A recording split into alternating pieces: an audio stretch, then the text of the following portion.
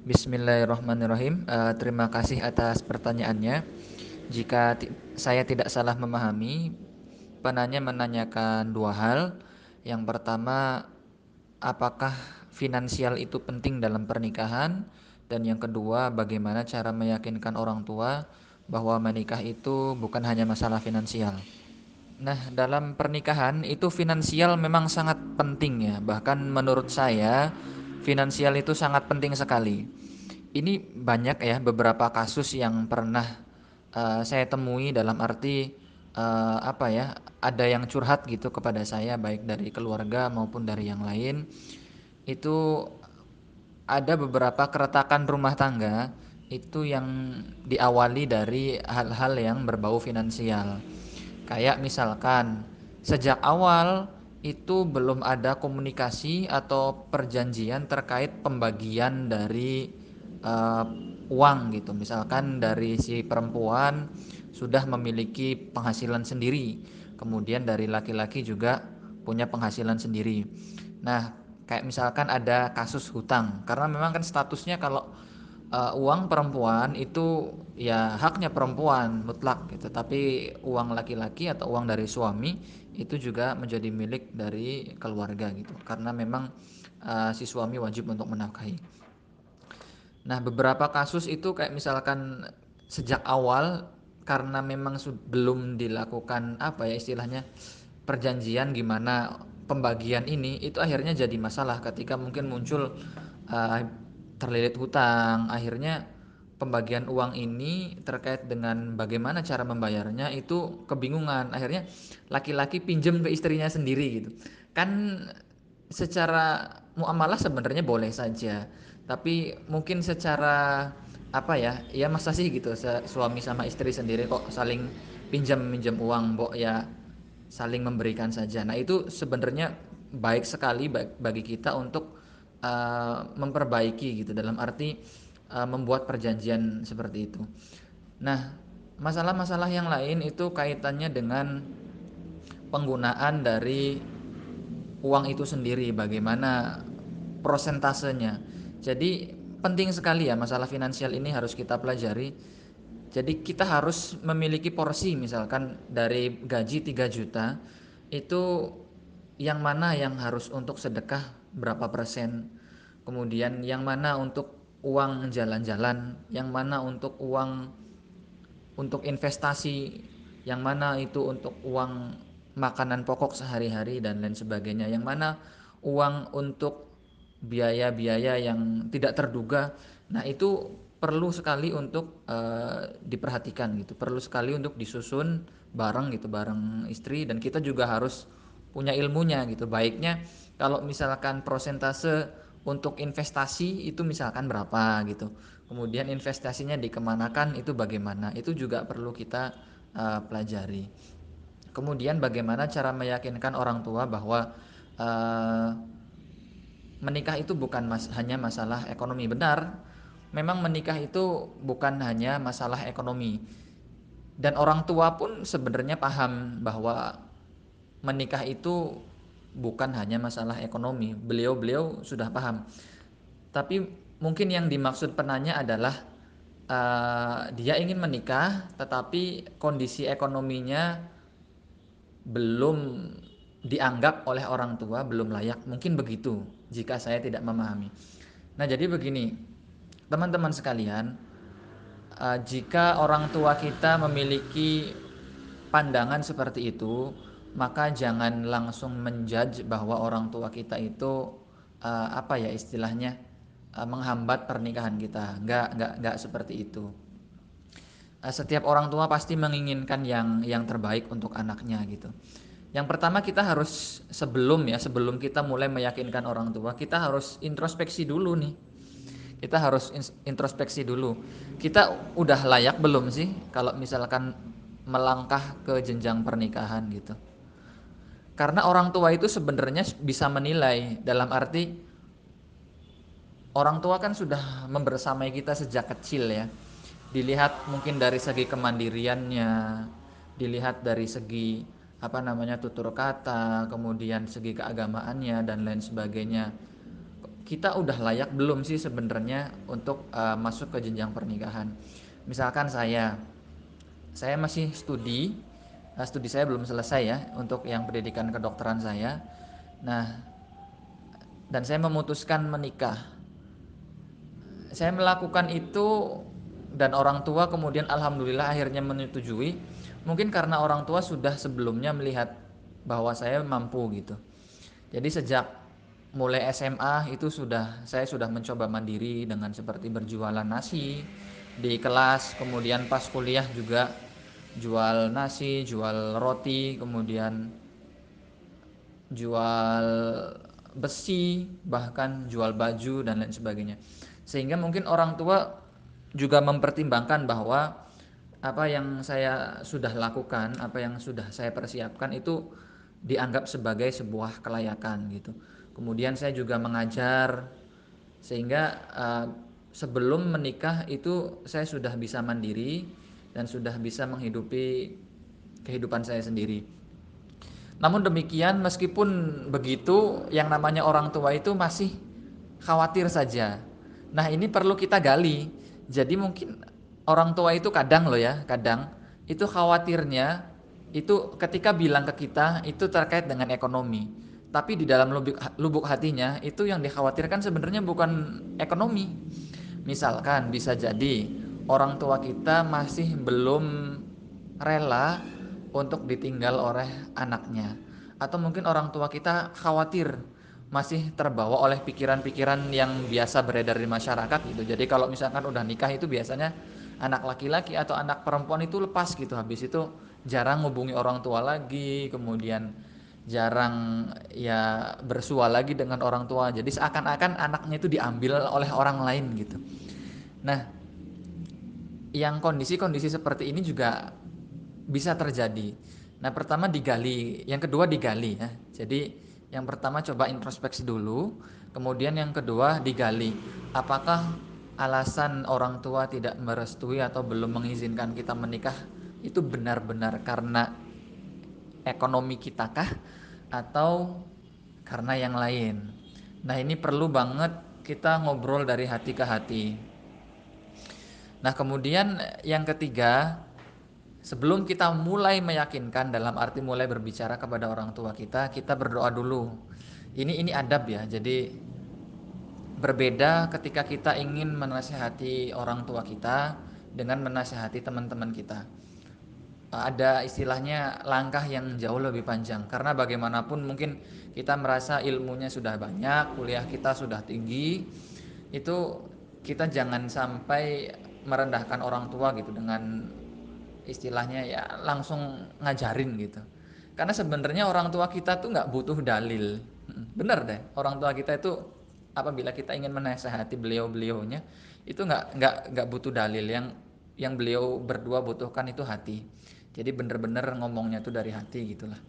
Nah, tadi kita ini dulu ya. Jadi istilahnya berdoa dulu.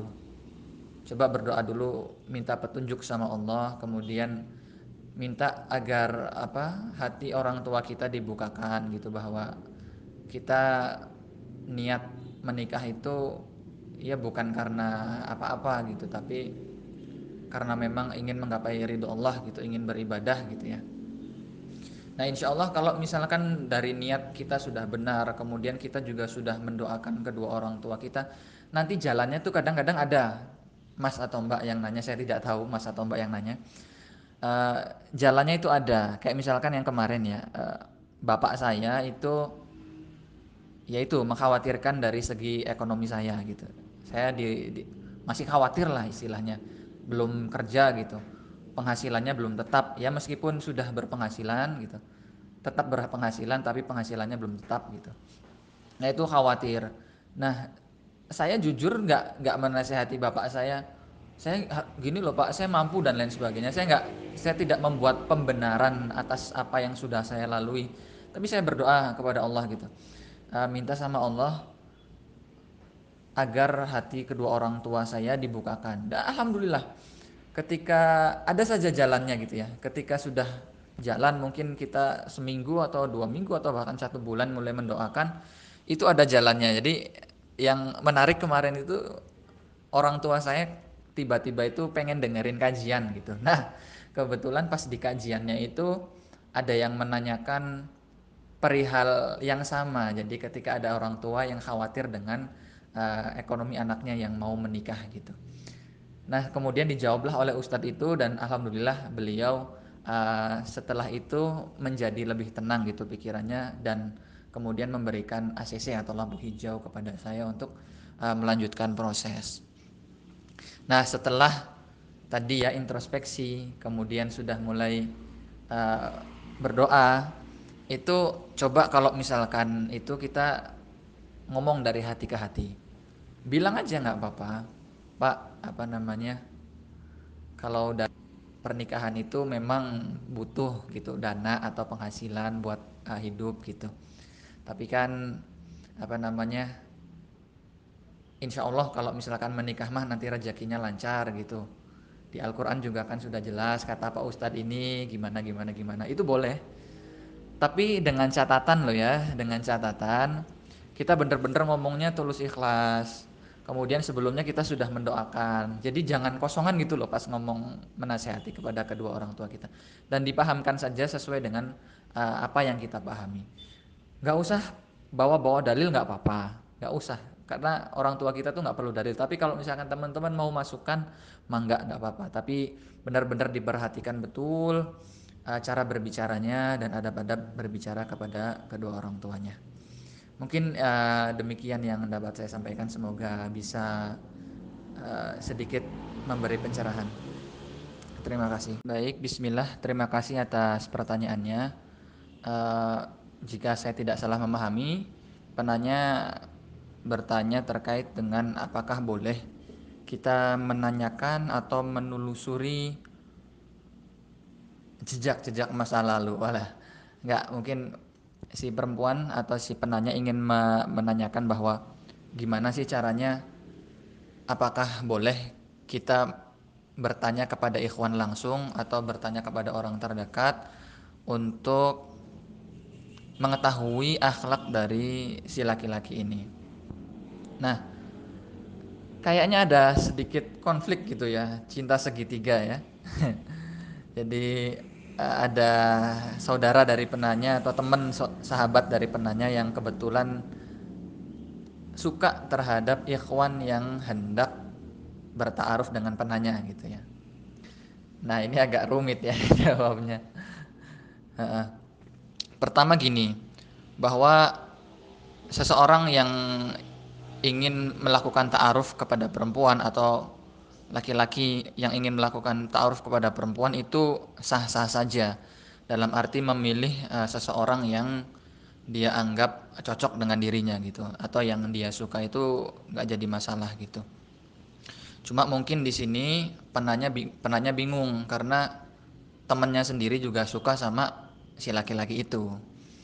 Nah, yang pertama mungkin bisa dipahamkan dulu kepada sahabatnya penanya ini yang suka sama laki-lakinya, bahwa apabila si laki-laki ini suka sama si penanya itu bukan karena penanyanya gitu loh, tapi karena memang laki-laki itu ya suka sama si penanya dan itu hak gitu loh. Sahabatnya si penanya ini yang suka sama si laki-lakinya itu belum punya hak sama sekali untuk menolak atau melarang si laki-laki ini untuk ta'aruf dengan si penanya gitu. Hanya saja mungkin ya cemburu, ya wajar lah kalau misalkan perempuan seperti itu. Jadi nggak jadi masalah gitu ya, karena si sahabatnya pun belum ada ikatan dengan si laki-lakinya ini. Nah, kemudian bagaimana kita cara mengetahui akhlaknya ya. Nah, sebelum kita masuk ke sana, itu lebih baik bagi saya itu hati-hati. Karena mohon maaf banyak sekarang ya ikhwan-ikhwan yang modus gitu. Jadi niatnya mah ta'aruf gitu. Tapi ta'arufnya tidak dengan cara-cara yang benar. Setelah si perempuannya ACC untuk melakukan ta'aruf, ternyata tidak menjaga batas-batas dari ta'aruf itu sendiri. Ada yang dibolehkan, ada yang memang tidak diperbolehkan. Nah, ini hati-hati karena banyak ikhwan modus. Nah, syarat ya agar seseorang itu layak untuk masuk ke ta'aruf itu laki-laki misalkan ya. Laki-laki ini harus ACC menikah dari orang tuanya dulu. Nah, sebelum masuk ke akhlak, untuk menanyakan bagaimana akhlaknya, itu tanyakan dulu apakah orang tuanya sudah menyetujui jika dia masuk ke jenjang pernikahan. Kalau sudah menyetujui, kemudian tanyakan kembali jangka waktunya kapan. Apakah tahun depan, apakah setelah lulus kuliah, atau gimana? Nah, ini hati-hati. Karena biasanya mentang-mentang udah ACC nikah gitu, tapi ACC-nya 2 tahun lagi, 3 tahun lagi, itu sudah nyarinya dari sekarang gitu. Habis itu kemudian melakukan hubungan gitu ya. Eh, ya pacaran terselubung ta'aruf lah istilahnya kayak gitu. Ini jangan sampai terjadi ya. Karena biasanya perempuan tuh udah berbunga-bunga dulu kalau misalkan udah ada ikhwan yang mau ta'aruf gitu atau yang suka sama dia, apalagi yang jarang ketemu ikhwan gitu. Nah, itu awas hati-hati ya. Jadi yang pertama tanyakan dulu apakah orang tuanya sudah menyetujui, dan kemudian tanyakan juga durasinya kapan. Jadi dalam kamu kalau memang sudah mau ta'aruf artinya kamu siap dalam waktu dekat ya. Siap menikah dalam waktu dekat. Nah, itu tanyakan dulu. Kalau misalkan masih jawabnya AIE atau masih bingung dianya, sudah tinggalkan. Itu laki-laki modus ya. Kemudian yang kedua, alangkah lebih baiknya jika memang si laki-laki ini memiliki niat yang serius untuk ta'aruf dengan si perempuan, itu perempuannya juga harus nanya dulu ke orang tua sebelum masuk ke prosesnya, apakah sudah boleh menikah, apakah sudah diizinkan memiliki suami ya. Nah, tanya dulu, kalau misalkan orang tuanya belum mengizinkan ya sudah stop, jangan dulu ya. Jadi izin dari kedua orang tua kita itu mutlak. Apalagi izin bagi perempuan ya, karena walinya itu bapaknya ya, bapaknya atau kemudian kakaknya, pamannya dan lain sebagainya. Nah, jadi pahami dulu, tanyakan dulu izin dari masing-masing orang tua. Kalau misalkan yang perempuannya ini kemudian belum diizinkan oleh kedua orang tuanya, ya sudah, mohon maaf gitu, mungkin saya belum bisa dalam waktu dekat, ya sudah, tidak usah dilanjutkan. Kemudian untuk mengetahui bagaimana akhlaknya, betul, bisa kita tanyakan kepada orang-orang terdekatnya. Tapi saya sarankan itu jangan, boleh saja sebenarnya menanyakan langsung kepada yang bersangkutan.